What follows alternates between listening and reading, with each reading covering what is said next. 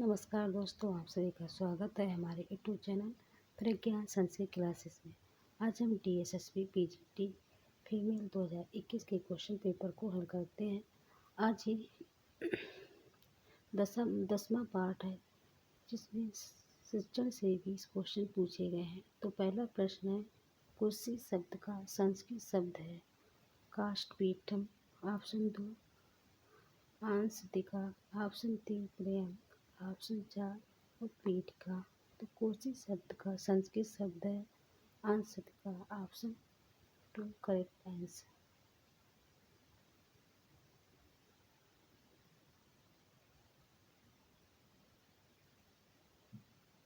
अगला प्रश्न है, बालकों के विकास और शिक्षण विधि में कौन सहायक होते हैं? ऑप्शन 1 अनुकरण, आविष्कार, पारिवारिक सामाजिक वातावरण और खेल। ऑप्शन 2 अनुकरण, आविष्कार और सामाजिक वातावरण। ऑप्शन 3 अनुकरण और आविष्कार। ऑप्शन 4 अपनी मनोबुद्धि और इंद्रियों के साथ अनुकरण, आविष्कार, पारिवारिक सामाजिक वातावरण, खेल, पठन एवं पाठन। तो बालकों के विकास और शिक्षण विधि में कौन सहायक होते हैं? तो ऑप्शन 4 करेक्ट आंसर।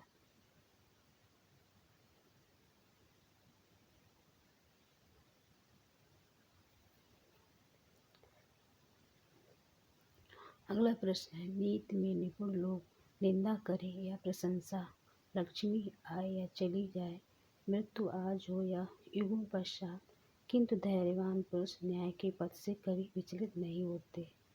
इस श्लोक में पंचमी व्यक्ति कहाँ प्रयोग की गई?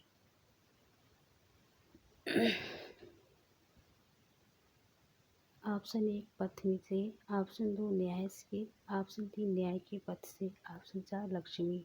तो नीति में निपुण लोग निंदा करें प्रशंसा, इस श्लोक में पंचमी व्यक्ति कहाँ प्रयोग की है? तो न्याय के पथ से, ऑप्शन 3 करेक्ट आंसर।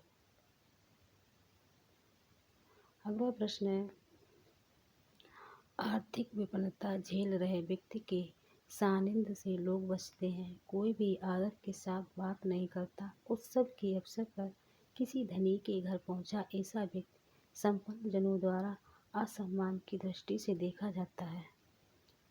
प्रतिष्ठा सूचक परिधान के अभाव में लज्जा या संकोच से ग्रस्त ऐसा व्यक्ति श्रेष्ठ माने जाने वाले लोगों के पास से बचकर निकलता है।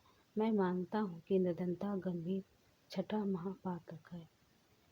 तो धनी व्यक्ति के घर पर इसे असम्मान की दृष्टि से देखा जाता है। ऑप्शन 1 संपन्न जनों को, ऑप्शन 2 इसे, ऑप्शन 3 महाजनों को, तो ऑप्शन 4 निर्धनों को। तो धनी व्यक्तियों के घर पर किसे असम्मान की दृष्टि से देखा जाता है? तो निर्धन को। Option 4 correct answer. अगला प्रश्न है, अनेक पदों को एक पद में रूपांतरित करने की विधि को क्या कहा जाता है? अनेक पदों को एक पद में रूपांतरित करने की विधि को क्या कहा जाता है? प्रत्यय, ऑप्शन 2 संधि, ऑप्शन 3 रूप, ऑप्शन 4 समास। तो अनेक पदों को एक पद में रूपांतरित करने की विधि को समास कहा जाता है। अनेक पदों को एक पद में रूपांतरित करने की विधि को कहा जाता है समास। Option 4 correct answer. अगला प्रश्न है,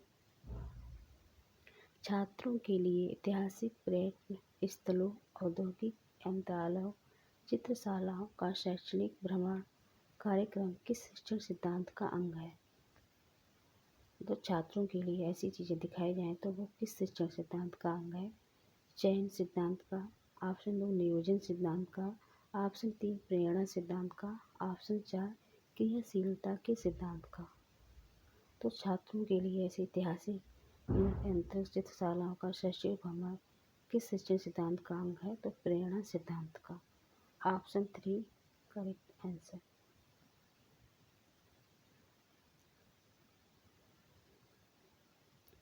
अगला प्रश्न है, संस्कृत शिक्षण की व्याख्या पद्धति के कितने प्रकार होते हैं?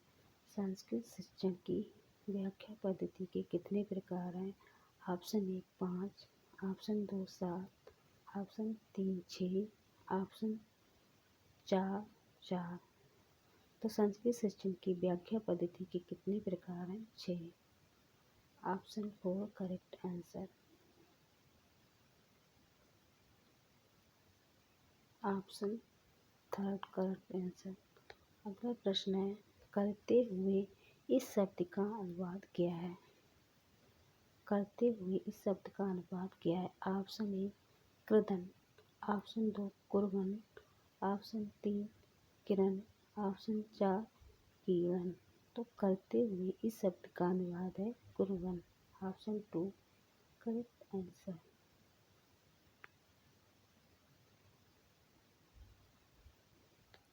अगला प्रश्न है, आधुनिक धारणा के अनुसार इनमें से किसे शिक्षण पाठ्यक्रम की व्यापक परिधि के अंतर्गत शामिल किया गया? ऑप्शन 1 पाठ्य पुस्तकों एवं पाठ्यक्रम को, ऑप्शन 2 कक्षा विद्यालय पुस्तक पुस्तकालय प्रयोगशाला एवं कार्यशाला, ऑप्शन 3 पुस्तक पुस्तकालय एवं पाठ्यक्रम, ऑप्शन 4 कक्षा विद्यालय पुस्तक पुस्तकालय प्रयोगशाला कार्यशाला एवं खेल के मैदान को। तो आधुनिक धारणा के अनुसार शिक्षण पाठ्यक्रम की व्यापक परिधि के अंतर्गत इन सभी को रखा गया, मतलब कक्षा भी आएगी, विद्यालय पुस्तक पुस्तकालय प्रयोगशाला कार्यशाला खेल के मैदान। तो ऑप्शन 4 करेक्ट आंसर। अगला प्रश्न है, विद्या से बुद्धि बढ़ती है, यहाँ किस सूत्र के द्वारा तृतीया व्यक्ति हुई है? विद्या से बुद्धि बढ़ती है, तो किस सूत्र से तृतीया हुई है? ऑप्शन 1 इत्थम भूत लक्षणी, ऑप्शन 2 अपवर्गीय तृतीया, ऑप्शन 3 प्रकृतभ्या उपसंज्ञानम, ऑप्शन 4 हेतु। तो विद्या से बुद्धि बढ़ती है, किस सूत्र के द्वारा तृतीया हुई है? हेतु, मतलब हेतु के अर्थ में तृतीया। Option 4 correct answer. अगला प्रश्न है, इनमें से किसी शिक्षण सूत्रों में नहीं गिना जाता? तो ऑप्शन 1 सूक्ष्मता से विशालता की ओर, ऑप्शन 2 ज्ञात से अज्ञात की ओर, ऑप्शन 3 विश्लेषण से संश्लेषण की ओर, ऑप्शन 4 सरल से जटिल की ओर। तो इनमें से किसी शिक्षण सूत्रों में नहीं गिना जाता है? तो सूक्ष्मता से विशालता की ओर, इसे शिक्षण सूत्रों में नहीं गिना जाता। Option first correct answer.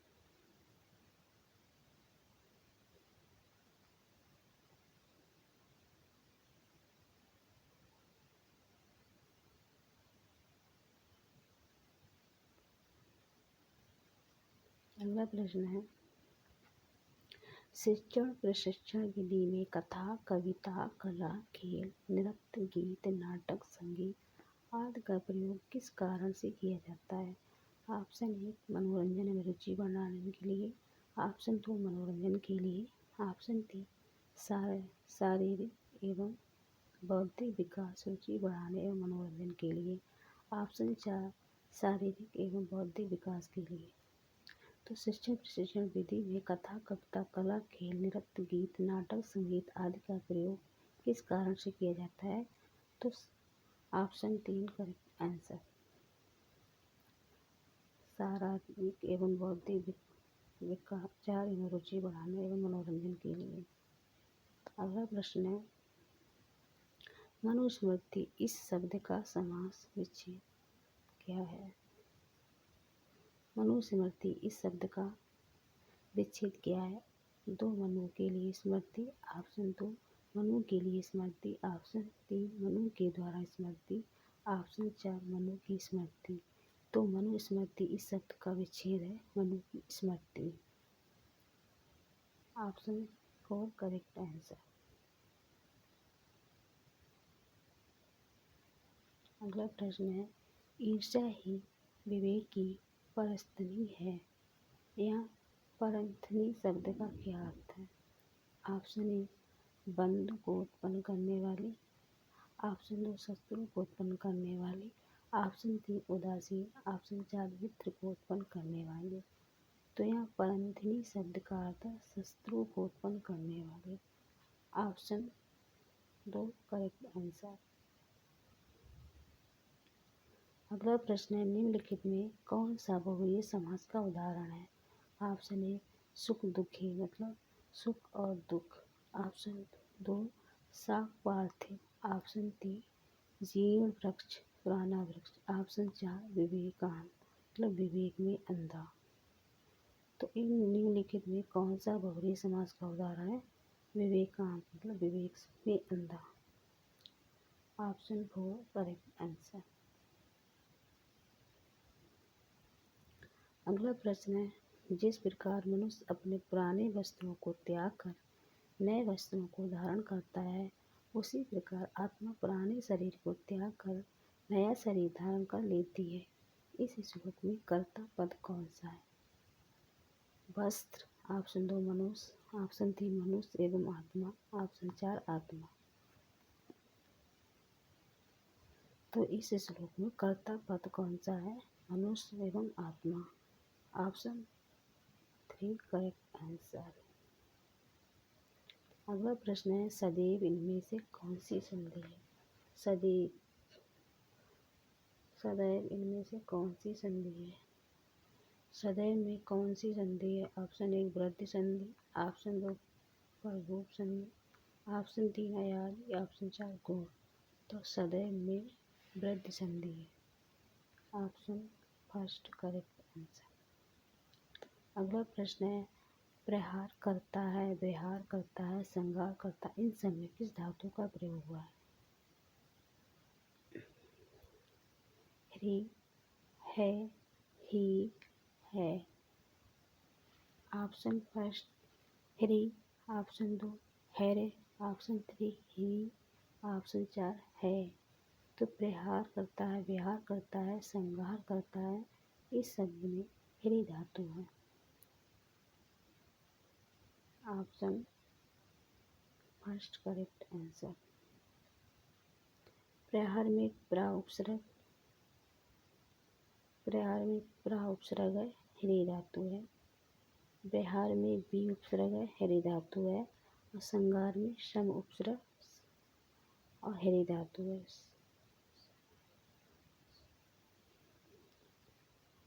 अगला प्रश्न है, इनमें से कौन सी अनुवाद शिक्षण में प्रयुक्त विधि नहीं? उच्चारण विधि। ऑप्शन 2 पुस्तक विधि। ऑप्शन 3 तुलना एवं अनुकरण विधि। ऑप्शन 4 द्विभाषीय विधि। तो इनमें से कौन सी अनुवाद शिक्षण में प्रयुक्त नहीं है? उच्चारण विधि। Option first correct answer.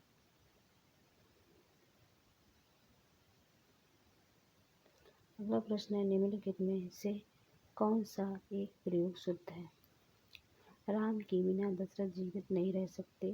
Ram के बिना दशरथ जीवित रह सकते। राम से बिना दशरथ जीवित नहीं रह सकते। राम को बिना दशरथ जीवित नहीं रह सकते। तो निम्नलिखित में कौन सा एक प्रयोग नहीं है? राम के बिना दशरथ जीवित नहीं रह सकते।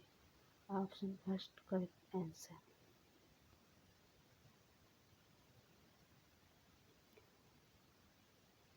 आज DSSB 2021 की संस्कृत के 200 क्वेश्चन पूरे हो गए, जिसमें से 10वें पार्ट में शिक्षण के 20 क्वेश्चन थे। आप सभी को नमस्कार।